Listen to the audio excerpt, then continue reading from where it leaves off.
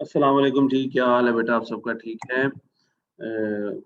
I hope आप सब ठीक है और everyone is safe.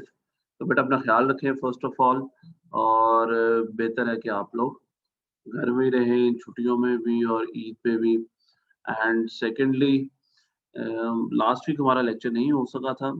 Internet issue आजकल पता नहीं आप लोगों के एरिया में है या नहीं, यहाँ पे तो काफ़ी ज़्यादा वो कभी-कभार नेट इश्यू करता है, ख़ास तौर पे ये जो प्रॉब्लम हुई थी उसके बाद से जब से रिस्टोर हुआ है इंटरनेट, तो काफ़ी प्रॉब्लम कर रहा है। बट नो एक्सक्यूज़ेज़ और हम लोगों को क्लासेस रिज़्यूम करनी है। आपकी कोई एग्ज़ाम्स की डेट अगर आप लोगों को पता हो तो वो आप शेयर कर सकते हैं चैट में। अगर आपके साथ कम्युनिकेट की गई हो एक टेंटेटिव डेट, तो वो आप मुझे बता सकते हैं। मोर ओवर इसके साथ-साथ बेटा हम लोगों ने ना मैंने 2 लेक्चर्स आपको रिकॉर्ड भी करने हैं और वो भी मैंने भेजने हैं और लेकिन मैं चाहूँगा कि हम पिछला चैप्टर वाइंड अप करें और नया चैप्टर स्टार्ट करें। तो आज जो हमने चैप्टर स्टार्ट करना है that is cost of capital, उसको आज हम स्टार्ट कर लेंगे और साथ ही साथ हम पिछला चैप्टर जो है उसको वाइंड अप करते हैं। तो हम कर रहे थे सोर्सेज़ ऑफ फाइनेंस और उसमें हमने इक्विटी की बात करनी थी। तो इक्विटी में जो अगला टॉपिक है that is equity that is equity sources of finance का अगला टॉपिक है इक्विटी। इक्विटी का आप सबको पता है बेटा when and the first preference of any share holder is to raise money through internal means. और इंटरनल मीन्स का मतलब है कि अपने ही लोग जो ऑलरेडी आपके साथ मौजूद हैं, शेयर होल्डर्स की फॉर्म में, ओनर्स की फॉर्म में, उन्हीं से पैसे ले लिए जाएँ या मज़ीद कुछ ओनर्स को ऐड कर दिया जाए। तो basically you want to sell the ownership of the company. अच्छा, अब आप करते क्या हैं फिर? अगर आपने ओनरशिप को सेल करना है, तो आप करेंगे क्या? आप अपनी ओनरशिप के हिस्से करेंगे और अपनी ओनरशिप को मोनेटाइज़ करेंगे, ठीक है? मिल्कियत को एक वैल्यू देंगे और उस वैल्यू के आप करेंगे हिस्से, कि टोटल ये वैल्यू है, उनमें से इक्वल हिस्से करेंगे, एक हिस्सा इतना है। अब ये जो हिस्सा है, हिस्से का आप लोगों को अगर आप इंग्लिश करें, तो हिस्सा means share. So what is actually a share? A share is the portion of ownership of the company, the smallest portion of ownership of the company, and the minimum investment that is required to become the owner of the company. यानी अगर आप लोगों को किसी company का owner बनना है, share holder बनना है, तो आप कम से कम एक शेयर तो खरीदेंगे। तो 10 का, 20 का, 30 का जितने का भी है, आप कम से कम एक शेयर तो खरीदेंगे। तो वो जो एक शेयर खरीदना आपको पड़ेगा, that is the minimum investment that you have to make to become the owner of the company. So equity को आप डिवाइड करते हैं हिस्सों में और फिर उन हिस्सों को सेल आउट करते हैं in the form of equal parts, equal portions and equal shares. तो ये तो इसको हम कहते हैं कॉमन शेयर्स, ठीक है? तो एक कंपनी जब एग्जिस्ट करती है, एग्जिस्टेंस में आती है पब्लिक कंपनी, तो उसके लिए तो मैंडेटरी होता है कि वो पब्लिक ऑफरिंग करे, यानी अपने शेयर्स को फ्लोट करे मार्केट में और उसका सारा प्रोसेस आपको पता है, आईपीओ का प्रोसेस। तो मेरा ख्याल हम टाइम ज़ाया नहीं करते, वो हमने पहले भी शायद डिस्कस किया है कि प्रोस्पेक्टस इशू होगा, उसमें वो एडवर्टाइजमेंट होती है, उसमें इन्विटेशंस आएँगी, लोग अप्लाई करेंगे और अंडरराइटिंग का कॉन्सेप्ट, तो इसमें टाइम नहीं ज़ाया करते, वो सारा प्रोसेस आपको पता है और फाइनली कंपनी वो एक minimum amount of capital raise करके एक्जिस्टेंस में आ जाती है। अब एक्जिस्टेंस में आने के बाद the company then needs money periodically, उसको जो अगर बाद में भी पैसा चाहिए वक्तन-फ़वक्तन, तो वो दोबारा से नए शेयर्स इश्यू कर सकती है। अब जो नए शेयर्स वो कंपनी इश्यू करेगी और नए लोग, पुराने भी और नए लोग भी दोनों इसको सब्सक्राइब कर सकते हैं, दोनों नए शेयर्स खरीद सकते हैं। तो उस केस में ओनर्स आते रहेंगे, नए शेयर्स लोग खरीदते रहेंगे, वो सब पार्ट ऑफ कंपनी बनते रहेंगे और आपके पास पैसा आता रहेगा थ्रू शेयर कैपिटल। ये तो एक बेसिक बात थी जो कि आप सबको तकरीबन पता ही थी। अब एक और बात जो कि आपको आइडिया होगा लेकिन आपने फर्स्ट सेमेस्टर में पढ़ी होगी बीबीए में कहीं, तो वो जल्दी से उसको मैं वाइंड अप करता चलूँ कि types of common share capital, ठीक है? जब आप इश्यू करते हैं शेयर्स, वहाँ से लेके आपके पास डिफरेंट टाइप्स होती हैं इन शेयर्स की, ठीक है।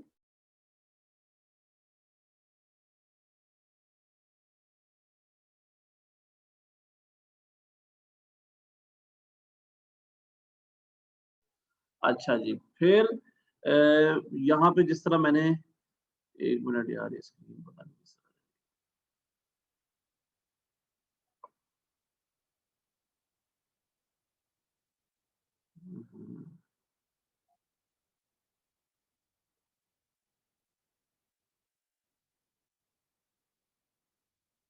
अच्छा जी, आपने अभी स्लाइड में देखा होगा, लिखा हुआ था टाइप्स ऑफ शेयर्स, और उसके नीचे कुछ नाम थे जो आप जिनसे मानूस हैं, लेकिन हम उनको एक दफ़ा दोबारा देख लेते हैं। और वो उनमें सबसे पहले है जी ऑथराइज्ड कैपिटल, बल्कि मैं अभी 1 मिनट वो स्लाइड ही शेयर कर लेता हूँ दोबारा आपके साथ, अभी इधर ही रहते हैं। अच्छा जी, ये देखिए जी, इसमें सबसे पहले है ऑथराइज्ड कैपिटल, और हुँ, हुँ। और उसके बाद इश्यूड कैपिटल, सब्सक्राइब्ड कैपिटल और पेड अप कैपिटल। तो इनका जल्दी से इनको गो थ्रू कर देता हूँ। ऑथराइज्ड कैपिटल क्या होता है? जब कंपनी आपकी बनती है, तो आपकी कंपनी के एक कुछ डॉक्यूमेंट्स होते हैं, जिनके बारे में अगर आपको याद हो, एमओए और AOA, memorandum of association of और आर्टिकल ऑफ एसोसिएशन। ये बेसिकली आपकी कंपनी का आइन होता है, कॉन्स्टिट्यूशन है कि how would the company be governed. उन्हीं के अंदर आप एक अमाउंट लिखते हैं, और ये अमाउंट जो है, ये basically it is a requirement by the registrar of the companies, जो कि कंपनीज को रजिस्टर करता है। हर मुल्क का एक अथॉरिटी होती है, लीगल अथॉरिटी, तो वो उसकी भी एक तो मैं बात कर रहा था टाइप्स ऑफ कैपिटल की। तो जब आप कंपनी को रजिस्टर करवाते हैं to the registrar of the company, जो कि एक लीगल अथॉरिटी है जिसका काम है कंपनीज को रजिस्टर करना, तो वो आप अपने मेमोरेंडम आर्टिकल्स वगैरह में एक अमाउंट लिखते हैं, जिसको कहा जाता है authorised share capital. The authorised share capital is the maximum amount of share capital that the company can raise in its whole life. आपकी पूरी जिंदगी में आप जितना कैपिटल, यानी आपकी कंपनी पूरी जिंदगी में जितना कैपिटल रेज कर सकती है, इक्विटी कैपिटल, शेयर कैपिटल, वो कहलाता है authorised capital. You are authorised to raise this much of capital, तो उसको हम कहते हैं ऑथोराइज्ड कैपिटल। अब उसमें से फॉर एग्जांपल, एक कंपनी जब रजिस्टर हुई, उसने लिखा जी मेरा ऑथोराइज्ड कैपिटल है से 1 करोड़ रुपया, बहुत कम है लेकिन चलें एग्जांपल के लिए से 1 करोड़ रुपया। अब उस कंपनी को इजाजत मिल गई रजिस्टर होने की विद 1 करोड़ रुपया ऑथोराइज्ड कैपिटल। उसने लेकिन 1 करोड़ रुपया आते साथ ही इशू नहीं कर देना, यानी उतने अमाउंट के शेयर्स इशू नहीं कर देने, क्योंकि ये तो पूरी जिंदगी के लिए उसने रेज करने हैं, इतने इतने पैसे रेज करने की उसको इजाजत है, तो वो एक ही बारी कर देगी। तो उसके बाद क्या करेगी कंपनी फिर, अगर बाद में कभी कैपिटल चाहिए हो, तो उसमें से ऑथोराइज्ड कैपिटल में से कुछ हिस्सा कंपनी पहली दफा शेयर करेगी, कुछ हिस्सा अगली दफा, कुछ हिस्सा अगली दफा, और इस तरह हिस्से हिस्से करके एक कंपनी पूरी अपनी लाइफ में एक पर्टिकुलर अमाउंट ऑफ एक टोटल अमाउंट जो ऑथराइज्ड कैपिटल कहलाता है, वो वैसे पूरी जिंदगी भी नहीं कंपनी करती, लेकिन मैक्सिमम उतना कंपनी रेज कर सकती है। अब उस ऑथराइज्ड 1 करोड़ रुपए में से कंपनी फॉर एग्जांपल पहली दफा 20 लाख रुपए के शेयर इशू करती है, तो उस 20 लाख को कहा जाएगा इशूड कैपिटल। तो 1 करोड़ टोटल आप कर सकते थे, उसमें से आपने कितना इशू किया? 20 lakh. 20 lakh is issued capital, जो आपने पब्लिक को इनवाइट किया कि 20 लाख रुपया हमारा मौजूद है, आप हमारे शेयर्स लें और पार्ट बने इस कंपनी की ओनरशिप का। अब लोगों के पास प्रोस्पेक्टस गया, एडवर्टाइजमेंट गई, उन्होंने इस चीज का जायजा लिया कि आपकी कंपनी कैसी है, और फाइनली उन्होंने डिसाइड किया कि आपकी कंपनी में इन्वेस्ट करना है या नहीं करना। अब वो जो 20 लाख था, उसमें से सारे के सारे जो शेयर्स हैं, या सारे का सारा कैपिटल जो है, वो हो सकता है रेज ना हो, क्योंकि आपने out of the 1 crore authorised you issued 20 lakh rupees worth of capital. उस 20 लाख में से लोगों ने अप्लाई किया या सब्सक्राइब किया फॉर 18 लाख, यानी 18 लाख के लिए फॉर एग्जांपल उसमें से लोगों ने अप्लाई किया, वो 18 लाख कहलाएगा आपका subscribe capital for which applications have been put in, और आपको रिसीव होगी एप्लीकेशंस, तो वो सब्सक्राइब कैपिटल कहलाएगा जिसके लिए एप्लीकेशंस सबमिट हो गई हैं इतने कैपिटल के लिए। और फाइनली अब जितने लोग सब्सक्राइब करते हैं, जरूरी नहीं कि वो सारे के सारे खरीदे भी आपके शेयर, ठीक है जी, जरूरी तो नहीं है। तो वो 18 लाख के जो शेयर इशू किए गए, सब्सक्राइब किए गए थे, उसमें से हो सकता है सिर्फ 15 लाख रुपए वर्थ की पेमेंट की जाए। यानी अब देखें ये रिलेशनशिप, 1 करोड़ आप टोटल कर सकते थे, उसमें से 20 लाख आपने इशू किया, 20 में से 18 लाख लोगों ने सब्सक्राइब किया, और 18 में से कुछ बंदों ने बैकआउट कर लिया बाद में, या उनके हालात खराब हो गए, व्हाटएवर द रीजन इज, 18 में से भी फाइनली जिन लोगों ने पे किया वो रहे 15 लाख वर्थ कैपिटल। वो कैपिटल जिसके लिए लोगों ने एक्चुअली पे अप कर दिया फाइनली, वो है 15 लाख। तब आपकी बुक्स में जो कैपिटल बैलेंस शीट में शो होगा वो बेटा होता है paid up capital. That capital is known as paid up capital, यानी वो जिसके लिए लोगों ने पे कर दिया है, अप्लाई कर दिया है। ये याद रखिएगा, इन सब में से जो इम्पोर्टेंट है अकाउंटिंग पॉइंट ऑफ व्यू से वो है पेड अप कैपिटल। बाकी आपको सबका कॉन्सेप्ट पता चल गया। ये थे टाइप्स ऑफ कॉमन, सर आपकी आवाज बहुत आहिस्ता आ रही है। ये थे टाइप्स ऑफ कॉमन शेयर्स। चलिए जी, अब आ रही है? Yes sir. चलिए, ये थे टाइप्स ऑफ कॉमन शेयर्स। अब अगली एक बड़ी इंटरेस्टिंग टाइप्स हैं। बेसिकली ये सोर्स ऑफ फाइनेंस के तौर पे तो नहीं, ये वैसे as an investor point of view से ये शेयर्स की टाइप्स हैं, लेकिन मेरा ख्याल था कि आप लोगों के साथ ये डिस्कस की जाए, क्योंकि आपको ये टर्म्स बार बार सुनने को मिलेंगी। शायद आपने पढ़ी भी हो, इन्वेस्टमेंट में पढ़नी चाहिए, इन्वेस्टमेंट में, इन्वेस्टमेंट एनालिसिस में ये टाइप्स। तो अगर पढ़ी है तो मुझे बता दें, मैं इन पे ज़्यादा टाइम नहीं लगाऊंगा। तो वरना ये आपके सामने जो शेयर्स की टाइप्स आ रही हैं, blue chip, income growth etcetera, ये हैं types of shares according to the investors, according to the stock market. चलिए जी, मेरे ख्याल में पढ़ी होनी चाहिए थी, लेकिन कोई बात नहीं, हम पढ़ लेते हैं। अच्छा, इनमें जो पहली टाइप है blue chip stock, blue chip shares, ये आपने नाम सुना होगा, नाम तो सुना होगा ब्लू चिप, कभी ना कभी चलते न्यूज में एक आ गया, आपके कानों में पड़ गया हो, या आपकी फेसबुक पे, सॉरी, फेसबुक पे कहीं ऐड में आपने देख लिया हो, या किसी टीचर के मुंह से गलती से निकल गया हो, ब्लू चिप स्टॉक। ठीक है जी, ये ब्लू चिप स्टॉक क्या होता है? ये जो ब्लू चिप स्टॉक होता है, इसकी मैं आपको ब्लू चिप की स्टोरी बता देता हूँ, आपको समझ खुद ही लग जाएगी। आप सबको कसीनो का तो पता है माशाल्लाह, मस्जिद का पता ना हो लेकिन कसीनो का तो हमें पता है, क्योंकि हमने फिल्मों में देखे हुए हैं इतने कसीनोज। बॉलीवुड और हॉलीवुड, इवन लॉलीवुड ने भी कोशिश की है कसीनोज को दिखाने की। तो एक कसीनोज का हमें पता है ना क्या होते हैं, अल्लाह ताला बचाए इनसे। लेकिन वहां पे जो ट्रेडिंग होती है, मतलब जो शर्तें लगती हैं, आपने देखा होगा वो पैसे नहीं रखते, वो पैसों के लिए शर्त नहीं लगा, वो पैसों की शर्त नहीं लगाते, बल्कि आपने वो गोल सी देखी होंगी चिप्स, वो गोल सी चिप्स होती है जिनको चिप कहते हैं जी, कैसीनो चिप्स। वो कैसीनो चिप्स जो हैं, वो आप पैसे देते हैं काउंटर पे, और उसके बदले आपको वो चिप्स मिल जाती हैं, डिफरेंट मालियत की होती है, जिस तरह डिफरेंट मालियत के नोट होते हैं, उसी तरह डिफरेंट मालियत की चिप्स भी होती है।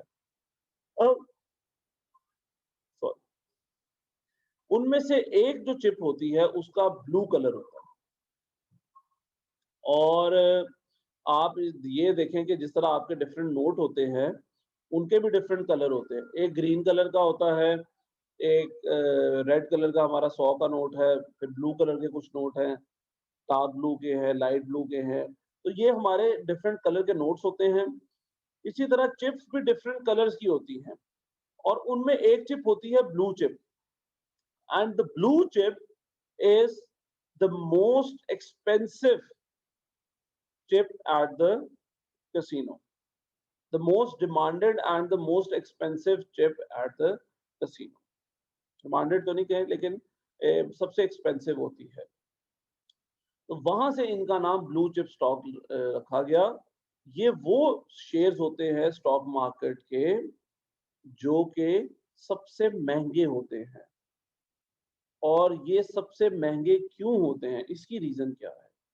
इसकी रीजन ये है कि ये सबसे ज्यादा डिमांडेड होते हैं, यानी सबसे ज्यादा डिमांड इन शेयर्स की होती है स्टॉक मार्केट में, इसीलिए ये सबसे ज्यादा इनकी वैल्यू भी होती है। अब दूसरी बात ये कि इनकी डिमांड क्यों सबसे ज्यादा होती है? इनकी डिमांड जी इसलिए सबसे ज्यादा होती है क्योंकि ये कॉन्स्टेंटली विदाउट इंटरप्शन अनइंटरप्टेड यानी डिविडेंड देते हैं। द रिटर्न इज परसिस्टेंट और इन्वेस्टर के तौर पे यानी शेयर ओनर के तौर पे, शेयर होल्डर के तौर पे आपका जो एक कंसर्न, सबसे बड़ा कंसर्न होता है वो यही होता है कि क्या हमें डिविडेंड मिलेगा या नहीं।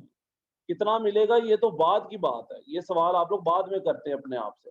पहला सवाल आप करते हैं डिविडेंड मिलेगा या नहीं मिलेगा, और आपके इस सवाल का जवाब ब्लू चिप स्टॉक में हमेशा यस होता है।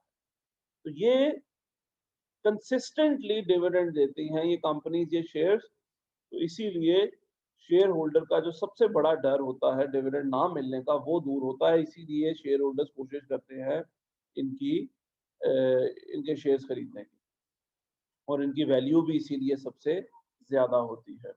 अब for example Pakistani stock market की बात करें तो कुछ शेयर्स की वैल्यूज बहुत ज्यादा है। जैसे मिसाल के तौर पे शेल का एक शेयर है, यूनिलीवर का शेयर है। तो ये जो शेयर्स हैं, P&G का, यूनिलीवर कोई, तो ये जो शेयर्स हैं ये बहुत ज्यादा वैल्यू के हैं। ये 3-4 हजार रुपए तक की भी वैल्यू इन शेयर्स की होती है। ये शेयर्स की वैल्यू इतनी ज्यादा क्यों है? क्योंकि ये डिविडेंड देते हैं constantly, and these are known as blue chip stock. Multinational companies हैं, दुनिया की बड़ी कंपनीज हैं, तो ऑब्वियसली वो डिविडेंड देती हैं, उनका प्रॉफिट भी ज्यादा होता है, तो ये आपको डर नहीं है। ये ब्लू चिप स्टॉक थे। अच्छा, इसके अलावा अगले जो टाइप्स ऑफ शेयर्स हैं इन्वेस्टर पॉइंट ऑफ व्यू से, वो है income stock. Income stock like blue chip stock, ये भी ये ज्यादा डिविडेंड देते हैं। अच्छा, लेकिन इनमें और ब्लू चिप में जो फर्क है वो ये है कि ये कंसिस्टेंटली नहीं देते। ये जब भी देते हैं ज्यादा डिविडेंड देते हैं, लेकिन कंसिस्टेंटली नहीं डिविडेंड दिया जाता इनकी तरफ से। वैसे शेयर्स जो डिविडेंड देते तो है और ज्यादा देते हैं, लेकिन कंसिस्टेंटली नहीं देते, हर साल नहीं देते, बीच में काफी दफा गोलमाल कर देते हैं जी, गोलमोल कर देते हैं डिविडेंड को, वो स्टॉक्स या वो कंपनीज कहलाती हैं इनकम कंपनीज या इनकम स्टॉक। ठीक है। अच्छा, इसका ऑपोजिट है growth stock. Growth stock dividend बहुत कम देते हैं या देते ही नहीं है बेसिकली। क्यों?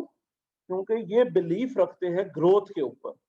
ये कहते हैं डिविडेंड देके क्या फायदा, फिर वहीं पे आ जाएंगे। अब डिविडेंड देके आपको वो कॉन्सेप्ट पता होगा एक्स डिविडेंड का, आप लोगों ने यकीनन पढ़ा होगा, यकीनन इन्वेस्टमेंट में आपने पढ़ा होगा, ऐसा हो ही नहीं सकता आपने ना पढ़ा हो। एक एक्स डिविडेंड का कॉन्सेप्ट होता है प्राइस का। तो ये कहते हैं कि यार फायदा क्या कि अगर 20 रुपए का शेयर है, 2 रुपए हमने डिविडेंड दे दिया, तो प्राइस भी तो दोबारा 18 की हो जाएगी, तो कंपनी का भी नुकसान होगा, कंपनी वो पैसे से पता नहीं क्या क्या कर सकती थी। तो ये कहते हैं कि 20 रुपए का शेयर जो है, हम उस शेयर को ही 30 रुपए का बना देंगे। अगर हम डिविडेंड नहीं देंगे, वही पैसा कहीं इन्वेस्ट करेंगे ग्रोथ के अंदर, एक्सपेंशन के अंदर, तो हम अपने शेयर की प्राइस को बढ़ा देंगे और ये एक लॉन्ग टर्म फायदा है हमारे शेयर होल्डर्स के लिए। अगर उनको पैसों की जरूरत पड़े तो वो बेच दे शेयर, ज्यादा प्राइस वाला शेयर, और उनका लॉन्ग टर्म फायदा है ग्रोथ स्टॉक के अंदर। तो growth stocks are the types of shares in the stock market which do not pay dividend, or if they pay very less amount of dividend. अच्छा, फिर एक है जी साइक्लिकल स्टॉक और एक होता है नॉन साइक्लिकल स्टॉक। इसके लिए मैं आपके साथ एक ड्राइंग शेयर करता हूं। आप लोगों ने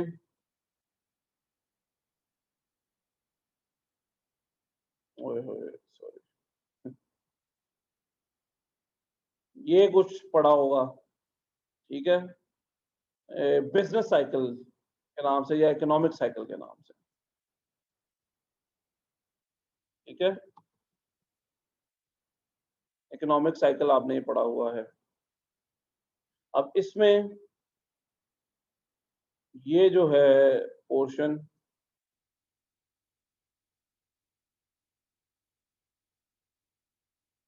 ये वाला पोर्शन, ये कहलाता है बूम, ठीक है जी। क्या कहलाता है?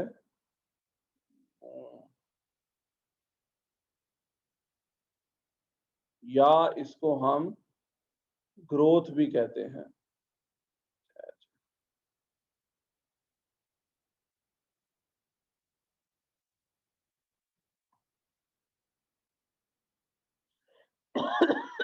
बूम या ग्रोथ, यहाँ पे बिजनेस या इकोनॉमी, ये दोनों के लिए इस्तेमाल होता है। वो ग्रो कर रहे हैं, ऊपर जा रहे हैं, आहिस्ता आहिस्ता ऊपर जा रहे हैं। फाइनली वो क्या करते हैं, वो ऊपर पहुंच जाते हैं इस जगह पे, which is the maximum height they can achieve, the maximum or the peak they can achieve। बेहतरीन हालात होते हैं, सबसे बेहतरीन हालात इकोनॉमिकली या बिजनेस के लिए ये होते हैं। इसको कहा जाता है जी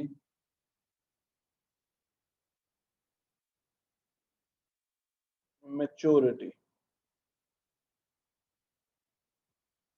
मैच्योरिटी। अच्छा, उसके बाद अब वो आपने एक कहावत सुनी है ना, हर अरूज को एक जवाल है। तो जो ऊपर गया उसने नीचे भी आना है। तो ये लोग वापस आना शुरू करते हैं, इकोनॉमी भी आपकी और आपकी आपका बिजनेस भी। कई साल भी लग सकते हैं जी इस चीज को। कई ममालिक और कई कंपनी जो है वो कई कई साल मैच्योरिटी पे रहती हैं, लेकिन फिर उन्हें नीचे भी आना होता है। और इसको वो कहते हैं, या तो इकोनॉमिक पॉइंट ऑफ व्यू से देखा जाए तो इसको रिसेशन कहते हैं, और या दूसरे पॉइंट ऑफ व्यू से देखा जाए इसको डिक्लाइन कहते हैं, उसको डिक्लाइन कहते हैं, ठीक है जी। रिसेशन और डिक्लाइन। अब कंपनी बेचारी डिक्लाइन करती करती, या मुल्क की इकोनॉमी डिक्लाइन करती करती बेचारी बिल्कुल ही तबाह हो गई है, और ये एक गड्ढे में आके फंस गई है। ये जो गड्ढा है इसको कहा जाता है डिप्रेशन। रिसेशन एंड डिप्रेशन, बस खत्म हो गया जी। यहाँ पे इसके पे नीचे हम नहीं जा सकते, ये वर्स्ट केस सिनेरियो है। तो अब यहाँ पे कंपनीज या ममालिक कई साल रहेंगे। अच्छा, फिर क्या होगा?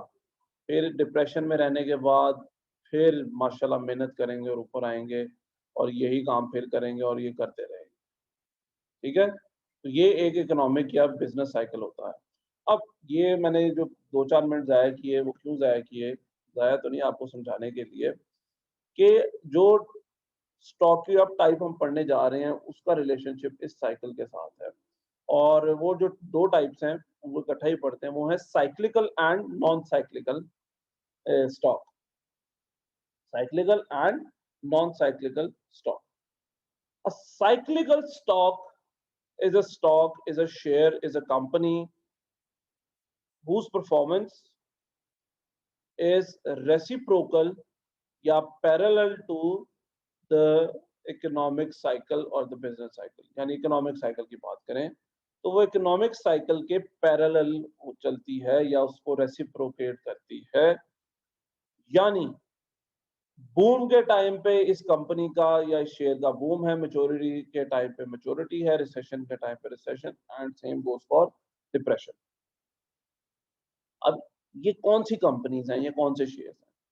बेटा अगर आप ध्यान रखें तो जब बूम हो रहा होता है, यानी लोगों के पास पैसा आ रहा है, या आप मुझे एक बात बताएं जरा, ठीक है, म्यूट बेशक खोल दे और वो बात बताएं म्यूट करके मुझे, कि आप लोगों के पास जब पैसा आता है, आता तो नहीं है, अभी तक तो नहीं आया, स्टूडेंट हैं आप लोग, लेकिन चलें आपके इर्द गिर्द लोगों के पास आता है, या आपके पास भी इंशाल्लाह जब आएगा पैसा, यानी पैसे से मुराद ये नहीं कि कुछ हजार रुपए यानी कुछ लाखों रुपए आ जाएंगे, तो आप सबसे पहले क्या चीज खरीदेंगे या लेंगे?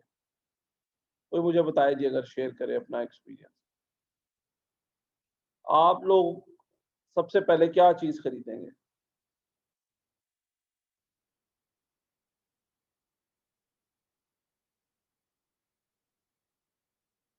चलें भाई, बताएं, शाबाश।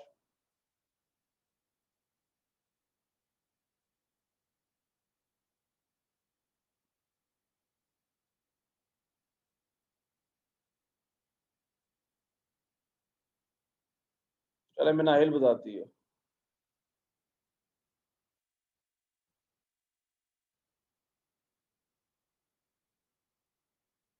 जी मिनाहिल।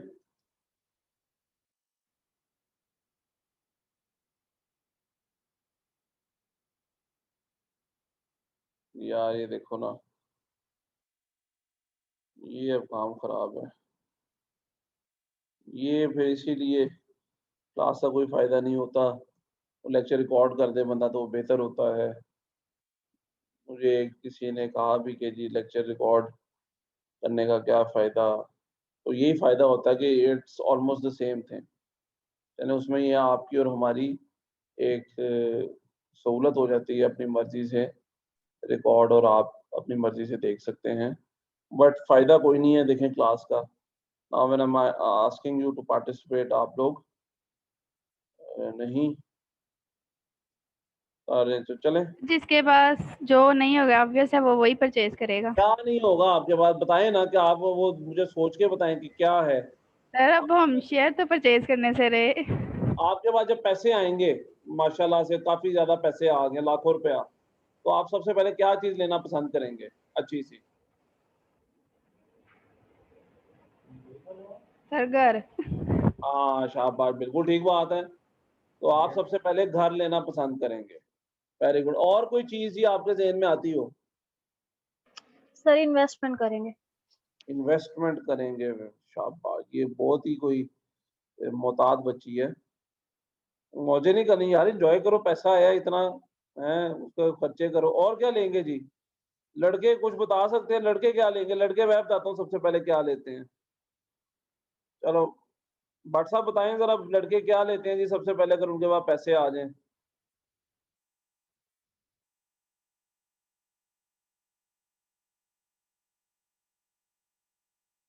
लड़के मेरा ख्याल है इस टाइम सो रहे हैं आपके, ना इनके पास पैसा आना, ना इन्होंने कुछ लेना है।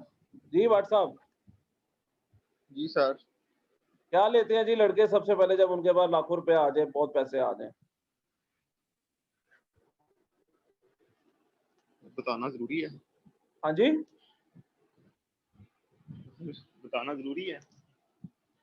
आपने कुछ नहीं लेना, आप कह रहे हो आपके पास पैसे ही नहीं आने? सर बताना जरूरी तो नहीं होता।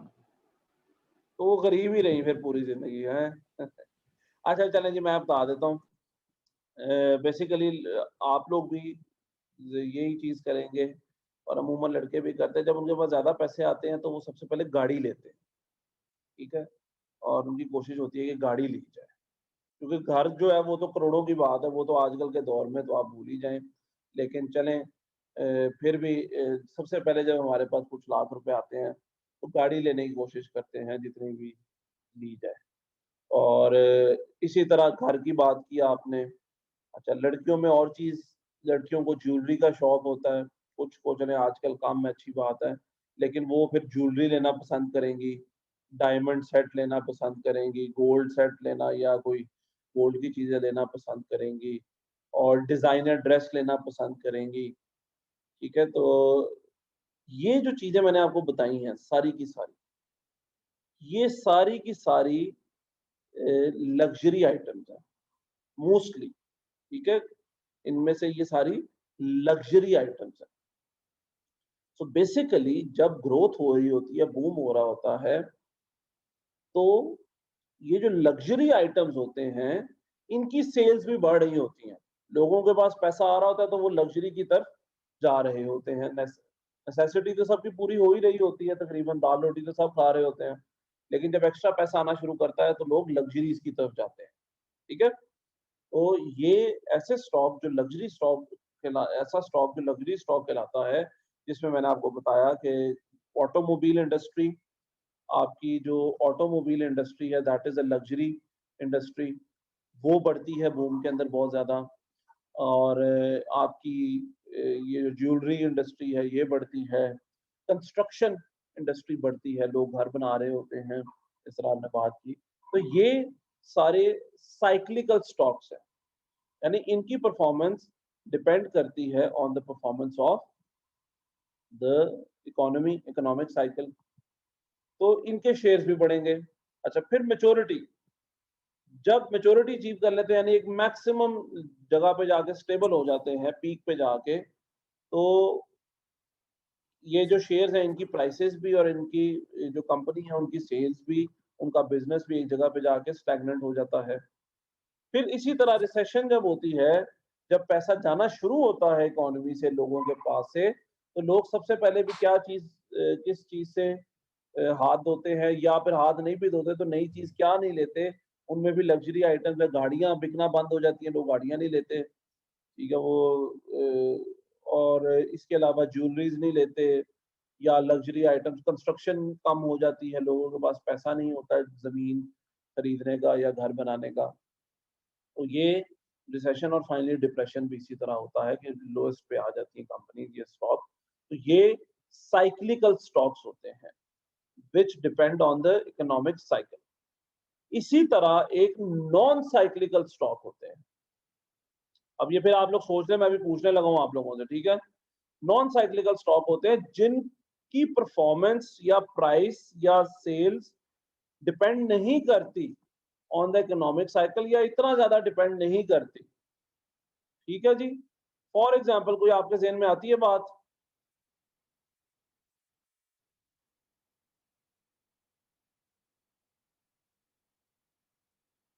जी बेटा,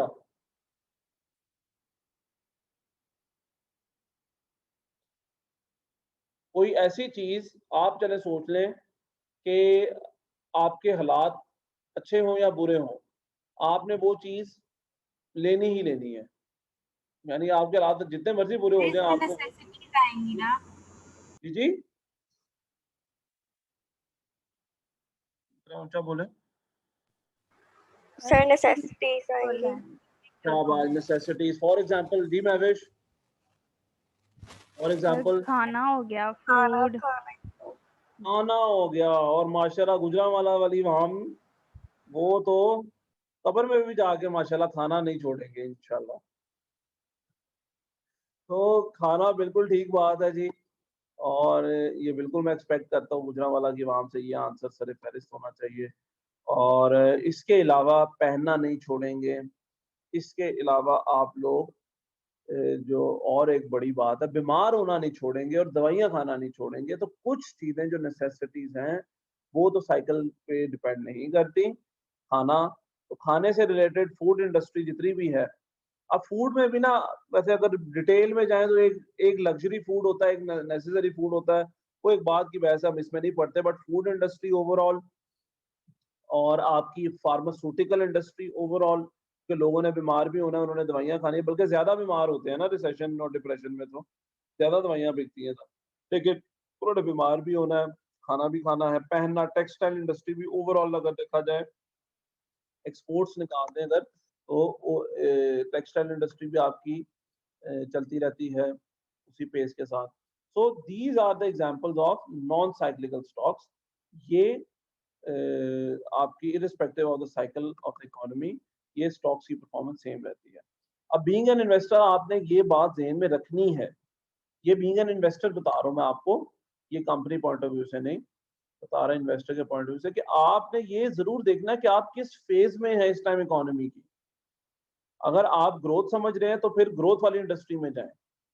अगर आप समझ रहे हैं रिसेशन है, डिप्रेशन है, तो आपके पास पैसा बच गया फिर भी, तो आप लोग फिर उस तरह की इंडस्ट्री में जाए, नॉन साइक्लिकल स्टॉक्स में जाए. ठीक है, तो ये थे हमारे पास cyclical and non cyclical stock. Finally हमारे पास एक और जो स्टॉक है, that is penny stock. Penny stock, penny पता किसको कहते हैं? पेनी कहते हैं जी ये जो पाउंड होता है उसके छोटे हिस्से को हम पेनी कहते हैं. जिस तरह रुपी का जो छोटा हिस्सा होता है उसको पैसा कहा जाता है, और जो डॉलर का छोटा हिस्सा होता है, 100th हिस्सा कह लें, वो सेंट कहलाता है. Same goes for pound. Pound का जो छोटा हिस्सा है उसको पेनी कहते हैं.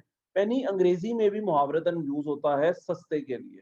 जिस तरह हम मुहावरतन टके को यूज करते हैं ना, टका, हम किसी चीज को सस्ता कहना तो हम कहते हैं तो टके की भी नहीं है, या ये तो 4 आने की भी नहीं है, तो हम वो बेसिकली उसी करेंसी के छोटे हिस्से को मुहावरतन भी यूज करते हैं. इसी तरह पेनी को भी मुहावरतन भी यूज किया जाता है in the context of cheap. Penny stock वो स्टॉक होता है जो चीप स्टॉक है, यानी सस्ता स्टॉक है, और ये इसकी प्राइसेस कम होती हैं, कंपनी भी छोटी होती है. ये एग्जिस्ट क्यों करती हैं, ये भी इंपॉर्टेंट है. बेसिकली ये एक अपॉर्चुनिटी प्रोवाइड करती हैं to the smaller investor to penetrate into the stock market. यानी हम जैसे लोग, मिडिल क्लास लोग जिनके पास इतना ज्यादा पैसा नहीं है, उनको, या स्टूडेंट भी इवन कर सकते हैं, उनको एक सस्ता शेयर अपॉर्चुनिटी देता है स्टॉक मार्केट के अंदर पेनिट्रेट करने की. अब ब्लू चिप स्टॉक तो आप लोग नहीं खरीद सकते. फॉर एग्जांपल एक ब्लू चिप स्टॉक की कीमत जो है 4000 रुपए है, तो 4000 का तो मेरा ख्याल आप एक शेयर भी नहीं हम लोग खरीद सकते, या चले एक शेयर नहीं तो हम बढ़िया 10, 20, 30, 40, 50 शेयर खरीद लेंगे, बहुत है. तो ये थोड़े से शेयर, इनका ना फायदा है, डिविडेंड भी थोड़ा सा 50 शेयर में कितना मिल जाएगा, और इन्वेस्टमेंट भी ज्यादा चाहिए. इसकी बजाय अगर हम पेनी स्टॉक खरीद लें, अब पेनी स्टॉक की वैसे कोई डेफिनेशन के मुताबिक कोई वैल्यू तो नहीं कि इतने से कम हो तो पेनी स्टॉक कहलाएगा, लेकिन पाकिस्तानी कॉन्टेक्स्ट में, कॉन्टेक्चुअली मैं आपको बता रहा हूँ, ये भी कोई रूल नहीं है. एक शेयर की वैल्यू अगर 10 रुपए से कम है तो हम उसको पेनी स्टॉक कंसिडर करते हैं. और पाकिस्तानी स्टॉक मार्केट में अभी भी आप आज अगर खोलें KSE इंडेक्स तो, या PSX, तो उसमें आपको कई शेयर जो है 10 रुपए से कम के नजर आएंगे, वो खरीद ले. तो 10 रुपए का भी अगर शेयर हो तो आपने 2 लाख रुपए में जहां 50 शेयर खरीद रहे थे ब्लू चिप स्टॉक के, जिसकी 4000 मालियत थी, आप उसके 20,000 शेयर खरीद सकते हैं. कितना फर्क आ गया? वो आपके, अगर वो 10 से 20 हो जाए तो आपकी तो इन्वेस्टमेंट ही डबल हो जाए. तो ये इस पॉइंट ऑफ व्यू से देखा जाए तो penny stock are beneficial for the smaller investors, और ऐसे स्टॉक जिनकी कीमत कम होती है उनको हम पेनी स्टॉक कहते हैं. अच्छा, then coming back to the main topic, the core of this topic, sources of finance. Company के पास जब पैसों की कंपनी को जरूरत पड़ती है. अच्छा, यहाँ पे ना शेयर्स की मैं 2 टाइप्स और आपको बता दूं.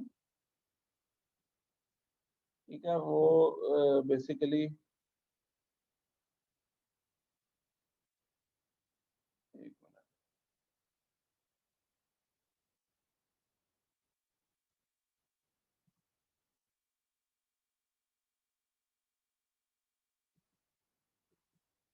क्या है जी, share types based on issue. ठीक है, इशू की बेस पे हम अगर शेयर्स की टाइप करें तो एक होती है राइट, एक होता है राइट इशू, राइट शेयर्स, और एक होता है बोनस इशू, बोनस शेयर. अच्छा, तो right means the right of the existing share holders. And what right? Whenever the company issues new shares, the existing shareholders have the first and the foremost right to purchase them.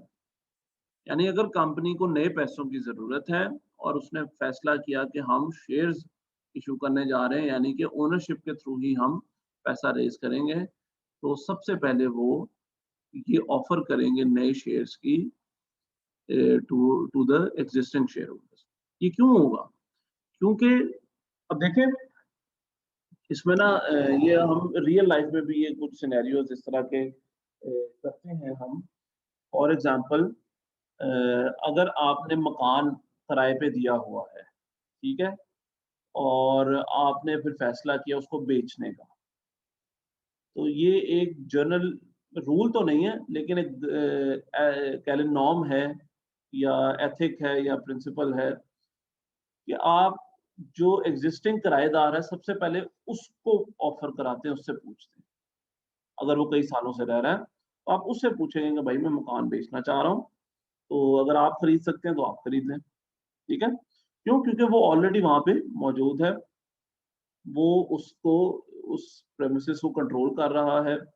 इसी तरह ethically भी और वैसे देखा जाए तो conceptually भी, जब भी आप नए शेयर्स इशू करेंगे तो आप नए लोगों को बुला रहे हैं कंपनी में, उनको ओनरशिप दे रहे हैं, तो जो एग्जिस्टिंग ओनर्स हैं उनकी ओनरशिप डाइल्यूट हो जाएगी। हमने कॉन्सेप्ट पढ़ा था डाइल्यूशन ऑफ ओनरशिप का, कि एक घर में फॉर एग्जांपल अगर एक घर में एक आदमी रह रहा है, पूरा घर उसका है, दो आ जाएंगे, दो हो जाएंगे, तो उसी तरह आधा आधा हो जाएगा। इसी तरह जैसे जैसे लोग बढ़ते रहेंगे घर में, तो वो जो ओरिजिनल बंदा था या बाद में जो पहले के लोग थे उनके पास जगह कम होती जाएगी, तो उनकी ओनरशिप डाइल्यूट हो जाएगी।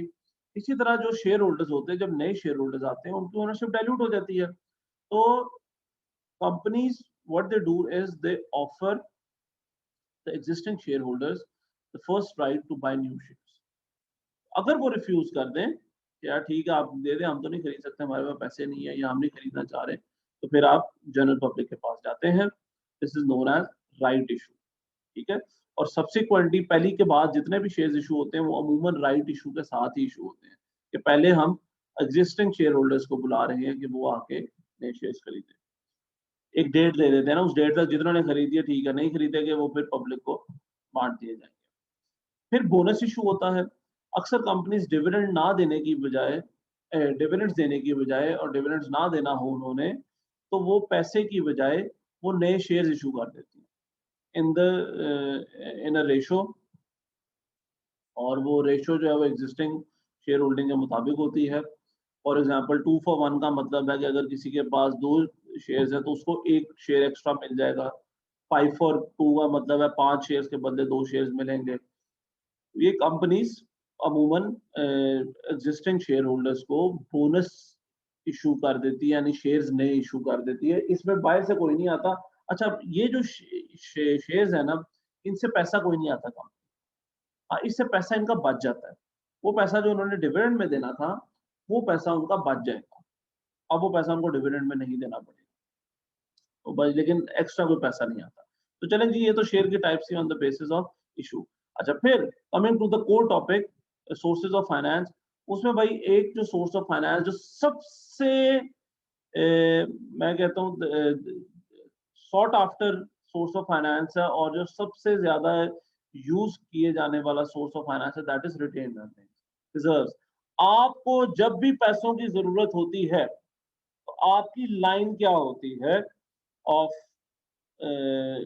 वो इन्वेस्टमेंट, वो सॉरी फाइनेंस। सबसे पहले आपकी कोशिश क्या होती है कि मेरे पास जो पैसे हैं अपने जाती सेविंग्स हो या जेब में पड़े हो या जिस तरह भी हो, वो खर्च किए जाए, ठीक है। हमारी ये प्रेफरेंस होती है कि हम अपने पैसे खर्च करें। तो वो जो अपने पैसे हैं कंपनी के लिए, वो होती है रिटेन्ड अर्निंग्स या रिजर्व्स कोई उन्होंने अगर बनाए होते हैं मुश्किल हालात के लिए, कोई चीज खरीदने के लिए, जो जिस तरह मैंने बताया था आपको, वो सबसे पहले रिटेन्ड अर्निंग्स यानी अपना पैसा जो पिछले प्रॉफिट्स रिटेन किए हुए हैं उनका उनको इस्तेमाल किया जाए to fulfill the new requirements, capital requirements. अच्छा, दूसरी आपकी प्रेफरेंस क्या होती है? अगर आपके पास अपने पास पैसे ना हो तो फिर आप अपने क्लोज लोगों से पैसे लेने की कोशिश करते हैं, और आपके क्लोज लोगों में आपके वालिदैन हैं, फिर वालिदैन के बाद आपके बहन भाई हो जाएंगे और ऐसा आप रिश्तेदारों में रहना पसंद करेंगे। ये रिश्तेदार जो हैं ये कंपनी के कॉन्टेक्स्ट में है शेयर होल्डर्स या उनके ओनर्स। और फाइनली अगर आपके रिश्तेदार भी मना कर दें जो कि एक बड़ी प्रोबेबिलिटी है, तो आप फिर उधार लेंगे किसी से, ठीक है? उसको पैसे हो सकता है रिटर्न भी दें या उसको पैसे वापस देने के वादे पे कोई चीज़ शायद गिरवी भी रखवानी पड़े, व्हाटएवर इट इज़, आप उधार लेते हैं। इसी तरह कंपनीज़ भी यही करती हैं कि वो फिर जाएँगी टुवर्ड्स द वो डेट, ठीक है? लेकिन ये तो हम रिस्क की बात कर रहे हैं ना, लेकिन कुछ लोग हम में से बहुत ही माशाल्लाह सयाने हैं, वो सीधा ही लोगों से उधार ले लेते हैं। उनको पता है अपने पैसे एवें ज़ाया करने या रिश्तेदारों के एवें ज़ाया करने, तो वो फिर सीधा ही डेट की तरफ जाते हैं। कंपनीज़ भी ऐसे ही करती हैं। व्हाटएवर योर प्रेफरेंसेस, ये तो एक वैसे ही मज़ाक की बात थी। लेकिन रिटेन्ड अर्निंग्स जो हैं वो अपने पैसे होते हैं और कंपनीज़ की कोशिश होती है सबसे पहले उनके पास जाएँ, बिज़नेसेस की कोशिश होती है। अच्छा, फिर एक और सोर्स ऑफ कैपिटल जो है वो है वेंचर कैपिटलिस्ट। वेंचर कैपिटलिस्ट ये बेसिकली छोटे स्टार्टअप्स के लिए खास तौर पे, क्योंकि आप लोगों ने भी कल को जब स्टार्टअप करना है तो आपको पैसों की ज़रूरत होगी, तो आप लोग भी वेंचर कैपिटलिस्ट के पास जा सकते हैं। ये वेंचर क्या, वेंचर आपको आइडिया है, एक टास्क होता है कलेक्टिव। वेंचर फर्म्स या वेंचर कैपिटल फर्म्स बाकायदा एक कंपनी होती है जो छोटे बिजनेसमैन को या छोटी कंपनीज को पैसे उधार देते हैं और उसके बदले उनसे एक ओनरशिप खरीद लेते हैं। तो बेसिकली ये उनके लिए इन्वेस्टमेंट होती है। छोटी कंपनीज के लिए ये सब कुछ होता है, इतना पैसा उनके लिए बहुत कुछ होता है, लेकिन बड़ी कंपनीज के लिए एक इन्वेस्टमेंट होती है। तो वो कंपनीज क्या हैं, जो वेंचर कैपिटल फर्म्स हैं, वो बेसिकली एक मजमुआ होता है कैपिटल इन्वेस्टमेंट्स का, जो कि फिर छोटी कंपनीज में इन्वेस्ट करते हैं। इनको हम वेंचर कैपिटलिस्ट्स कहते हैं। अच्छा, फिर ये तो एक कंपनी है।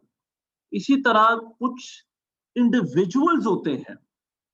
वेंचर कैपिटल फर्म तो एक फर्म है ना, जिसके पास डिफरेंट लोगों का पैसा मौजूद है और वो फिर आगे इन्वेस्ट करती है वेंचर कैपिटल फर्म। इन ये जो इंडिविजुअल्स हैं, कुछ इंडिविजुअल्स होते हैं जो इन्वेस्ट करते हैं छोटे बिजनेसेस में, उनको हम कहते हैं एंजल्स। उनको हम कहते हैं एंजल्स, यानी ये फरिश्ते हैं जो उन छोटे बिजनेसेस के लिए, स्टार्टअप्स के लिए। और ये भी इतने फरिश्ते तो नहीं है, मतलब ये भी पैसे के लिए ऑब्वियसली करते हैं, but angels are the wealthy notable individuals, billionaires, millionaires होते हैं जो कि छोटे बिजनेसेस को पैसे देते हैं for the sake of return. अब आपके साथ में 2 वीडियोस 2-3 शेयर करता हूँ बड़ी मजे की, फिर आज का लेक्चर वाइंड अप करते हैं। और ये मतलब वेंचर कैपिटलिस्ट और इसके लिए एंजल्स के लिए ही है।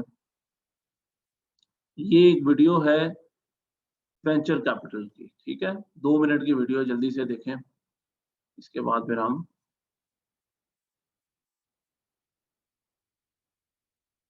दूसरी वीडियो की तरफ चलते हैं।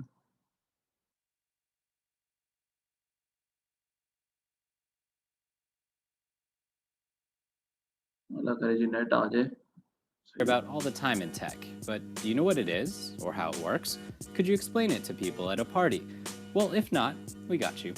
Venture capital is money that is provided by investors to startups that have the potential to reshape markets and grow very fast. The money deployed by a VC firm usually comes from institutional investors, corporations, or wealthy individuals looking to make some serious dough. Let's say Jane and Brian have a camera app that's getting a lot of customers and media attention.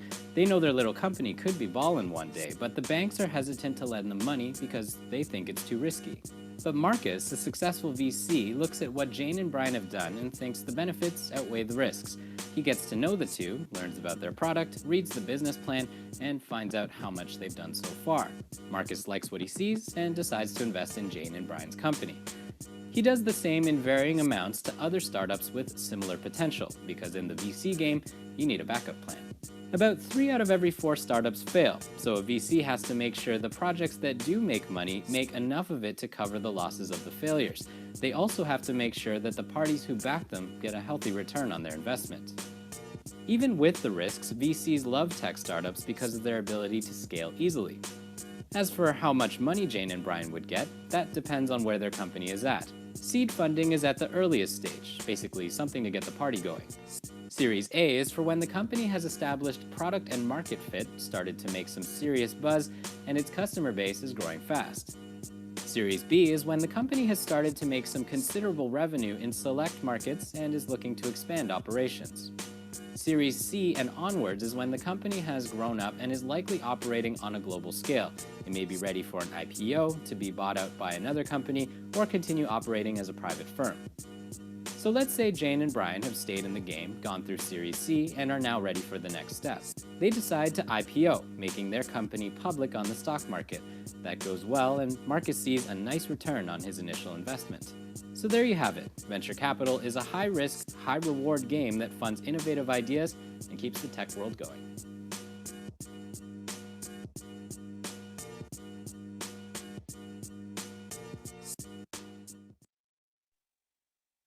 अच्छा जी, ये अब एक video आपके साथ इसी तरह angels की करते हैं, फिर आपको ना एक मैंने बड़ी इंटरेस्टिंग वीडियो दिखानी है, और वो ऐसी वीडियो है, ये भी 2 मिनट की है पूरे।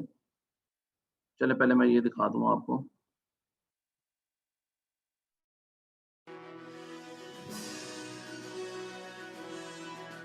Welcome to Investors Trading Academy talking glossary of financial terms and events. Our word of the day is angel investor. An angel investor is a person, business or group that provides financial backing for small startups or entrepreneurs. Angel investors are usually found among an entrepreneur's family and friends. The capital they provide can be a one-time injection of seed money or ongoing support to carry the company through difficult times. A business angel investor uses their personal disposable finance and business or professional experience to invest in the growth of small businesses, generally in startup or early stage. Angel investors can make investments on their own or as part of a syndicate. Angel investors invest in early stage or startup companies in exchange for an equity ownership interest. Angel investing in startups has been accelerating. High-profile success stories like Uber, WhatsApp and Facebook have spurred angel investors to make multiple bets with the hopes of getting outsized returns. The typical angel investment is $25,000 to $100,000 a company, but can go higher. Here's what angels particularly care about: the quality, passion, commitment and integrity of the founders, the market opportunity being addressed and the potential for the company to become very big, a clearly thought-out business plan and any early evidence of obtaining traction toward the plan, interesting technology or intellectual property, and an appropriate valuation with reasonable terms. Angel investors give more favorable terms than other lenders, as they are usually investing in the person rather than the viability of the business. They're focused on helping the business succeed, rather than reaping a huge profit from their investment. Angel investors are essentially the exact opposite of a venture capitalist.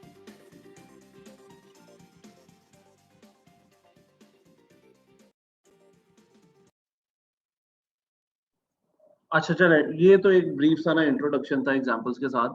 अच्छा, अब आपको ना मैं एक video दिखाता हूँ। ये बड़ी इंटरेस्टिंग वीडियो है।